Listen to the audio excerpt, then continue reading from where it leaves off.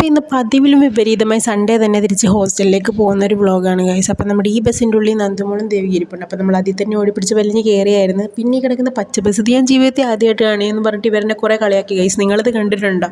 എന്നിട്ട് നമ്മൾ നേരെ വരിക്കോലിലെത്തി ഇറങ്ങിയപ്പോഴത്തേക്കാണ് ഈ അച്ചായൻസിൻ്റെ അകത്ത് നിന്ന് നമ്മളെപ്പോഴും ഓർഡറാക്കൽ മാത്രമേ ഉണ്ടായിരുന്നുള്ളൂ. അപ്പോൾ നമ്മൾ ഇത്തവണ അവിടെ കയറി എന്തെങ്കിലും കഴിക്കാമെന്ന് വിചാരിച്ചു. വിശന്നാ വന്നത്. അപ്പം നമ്മളൊരു ലോഡഡ് ഫ്രൈസ് പറഞ്ഞു.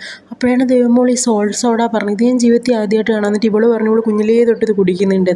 പിന്നെ നമ്മളൊരു കോളയും വാങ്ങി. എന്നിട്ട് നമ്മൾ ലോഡഡ് ഫ്രൈസ് കഴിക്കാൻ തുടങ്ങി.